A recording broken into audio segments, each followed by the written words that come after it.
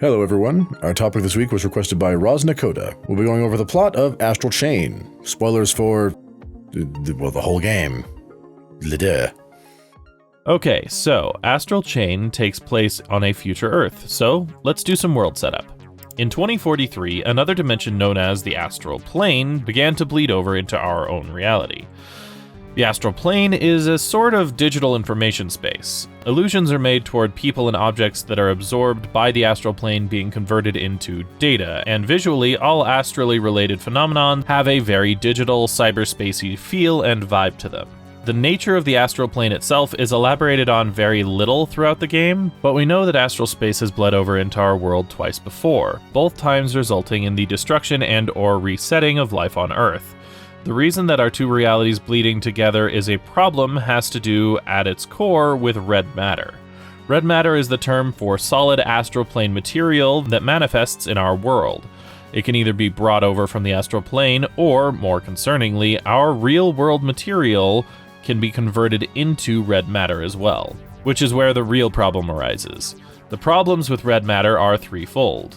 It establishes an astral foothold in the immediate area, it can slowly corrupt other materials and living organisms in the immediate area, and most devastatingly, red matter is invisible to the naked eye. So this substance can spread throughout a region without anyone noticing until people and animals start getting sick. Given enough exposure, a living creature will begin to be corrupted into astral stuff in a process called redshifting. Redshifting is one of many ways that a person can be enabled to see red matter, but it is by far the least desirable method.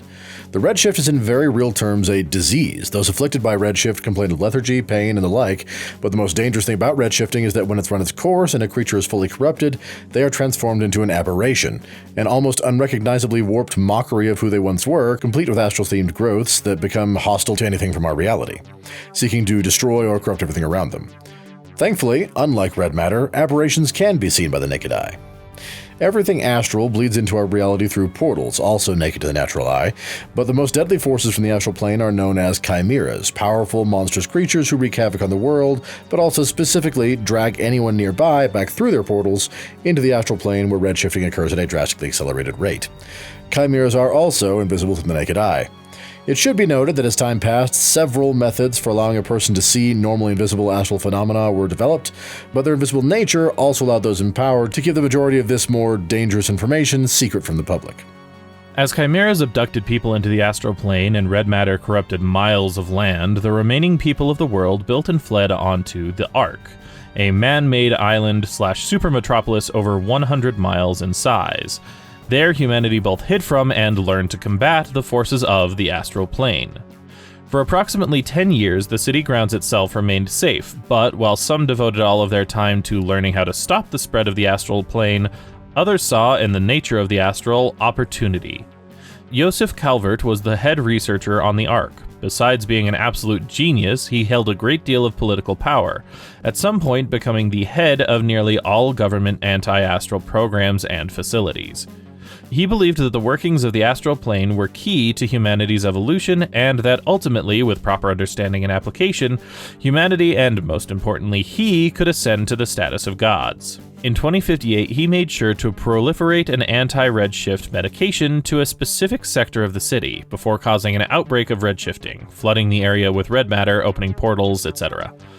He needed people that were more reliably compatible with red matter without being corrupted by it, for his plans to be brought to fruition, and hoped to gain information from this experiment, which of course was publicized as a horrific tragedy, Joseph's involvement being completely covered up. Jenna Anderson, one of Joseph's brightest scientists and a pioneer of the very anti-redshift drug involved in the accident, discovered Joseph's plans and confronted him, believing that the human race could overcome the astral problem without losing their humanity. They disagreed bitterly, and Joseph actually threw Jenna through a portal into the astral plane. Morals aside, Joseph's experiments bore fruit in the form of a pair of twins. When the game begins, the player can choose to be one of a pair of fraternal twins. Whichever choice you make, male or female, your sibling goes by Acura. Yes, that's how they say it in the game, and accompanies you throughout the game. The twins were born during Joseph's experiment. Their mother was saved by a member of an early-stage anti-astral SWAT team, but she was redshifting badly and ended up both going into labor and dying while infected. The SWAT team member ended up adopting the twins, raised them as his own, and about 20 years later, in 2078, they joined the police force, following in their adoptive father's footsteps.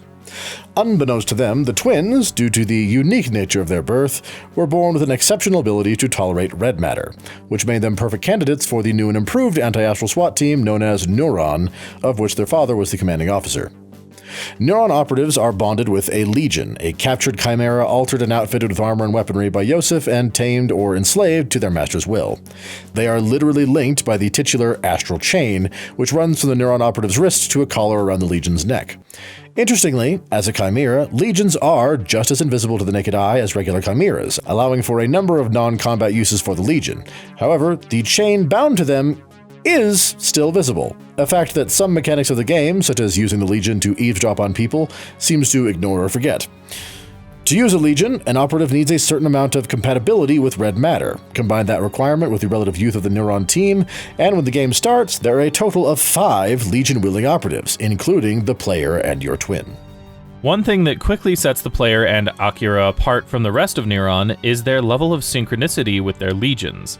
The other members of Neuron are compared to lion tamers, with a great beast on a leash that they can direct, while the twins can control their legions almost as if they shared a body. The game opens up during a large astral outbreak. The twins were working as regular cops and were in the area, fighting off aberrations, trying to save civilians, and like most of the general populace, completely unaware of things like chimeras. Their transfer to the Neuron team had been officially made and approved shortly before the outbreak, but the twins had received neither the memo nor their gear. Thankfully, the Neuron team shows up at their location, headed by their father, who was reluctant to have them join the team, fearing for his children's safety. The twins were then given their legions and immediately went to work helping weed out the astral influence in the area. Afterward, they're brought back to the base and proper introductions are made before Neuron proceeds with business as usual, being deployed for any suspected chimeric outbreaks. On one such job, during a missing persons investigation that is believed to be the work of chimeras, the player character is attacked by a chimera and pulled into the astral plane. A powerful boss fight is ended when the rest of the team jumps through the portal and helps take the creature down. Realizing they were correct about the abductions, the team starts searching around for the civilians. Being partnered with a Legion grants the operative many benefits, including the ability to see otherwise invisible astral phenomena, but also a drastically advanced resistance to redshifting. Shortly after their arrival on the astral plane, all of the Neuron members begin noticeably feeling the effects of redshift, and so they double their efforts to find the civilians before it's too late, knowing that the civies have no such resistance. The innocents are found, but before they can be rescued, disaster strikes. Some combination of redshifting and possibly the presence of the astral plane itself allowed all 5 legions to break free of their operative's control. The 5, once again wild, chimeras began rampaging, trying to kill their former masters. Each operative attempts to re-establish control of their legion, with the player being the only member of the team who succeeds. The player is subsequently given the job of holding the other 4 legions back, while the rest of the team heads back to the portal with the civilians. They arrive at the portal, legions in hot pursuit, and the twins' dad, commander of the team, decides that since they'd already lost 4 out of 5 legions, the player was too valuable to risk trying to fight the other 4 off at once in the hopes of resecuring them for the rest of the team. As such, the team was ordered to evacuate, player included, while their dad stayed behind, battling the 4 legions to ensure the team was given time to escape, and he was presumed dead in the aftermath. On top of the loss of the twins' father and the team's leader, Neuron is informed that while they were in the astral plane, the Science Bureau was hit in an attack as well, crippling the Legion production facilities. With only 1 Legion in the team's possession and the city unable to make more for several months, the players put on overtime as the tip of Neuron's spear, heading up any chimeric investigations. Sometime later, it is discovered that Jenna, the associate that Yosef threw into the astral plane, was the culprit behind the attack on the Science Bureau, and Yosef names her Neuron's public enemy number 1, without divulging any of he and Jenna's secrets to Neuron's team. After unsuccessfully pursuing her several times, the player's investigation leads to them illegally exploring the condemned area of the city, which was still quarantined from Yosef's experiment about 20 years prior. A quarantine the player does not have clearance to pass. During the earlier investigations, Akira was nearly killed by Jenna, and Jenna spent her interactions with the player either mocking them for being mindless followers or trying to warn the player of Yosef's plans in the most frustratingly vague manner possible.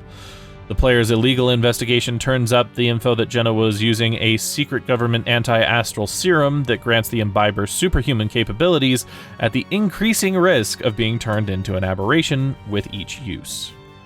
The player is caught before leaving the quarantine zone and placed under arrest for insubordination, which Yosef feels he can afford to do because not only had Akira recovered from his wounds by that point, but despite claiming it would take months to get the Legion development up and running again, Yosef had a new Legion for Akira ready to deploy only days after the damage to the lab.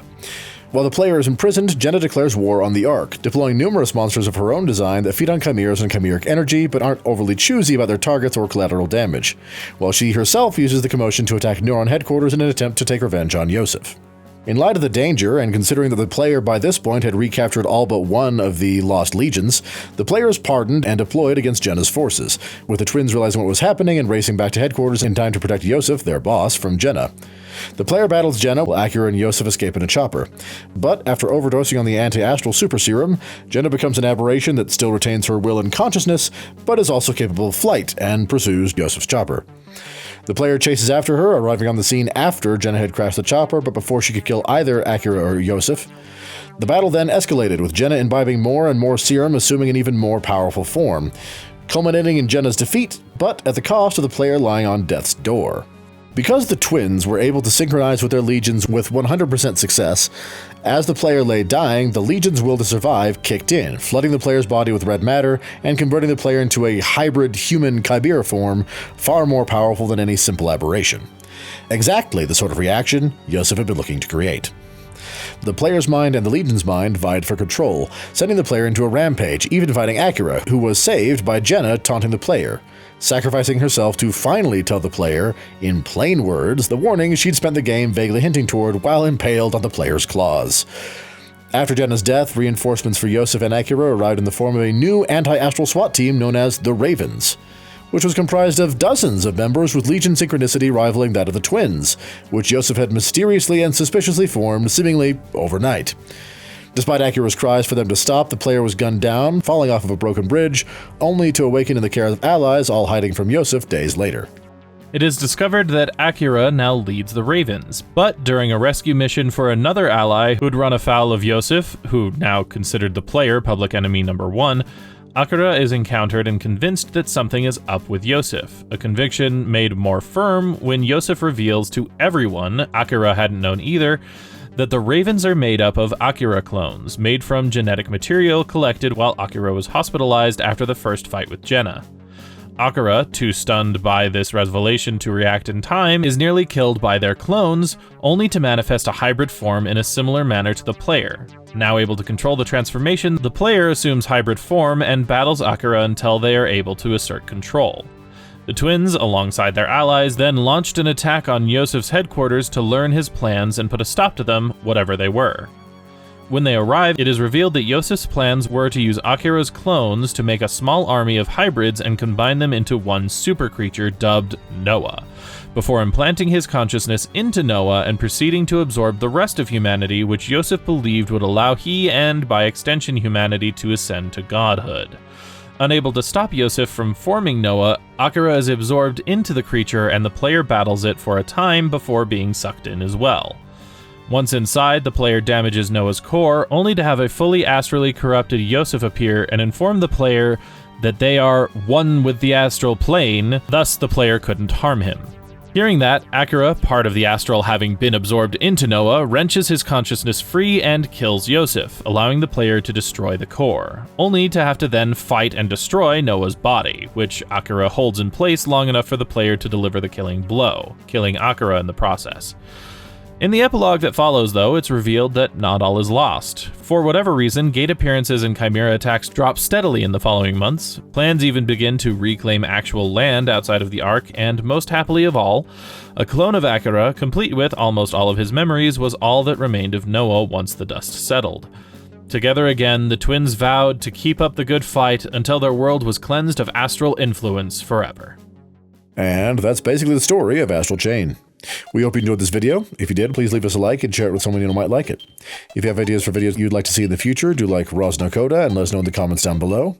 If you'd like to see more videos, hit that subscribe button, and if you'd like to see our Let's Plays, follow the link in the description and subscribe to our Let's Play channel. In the meantime, this has been True Masters and Morons, signing off.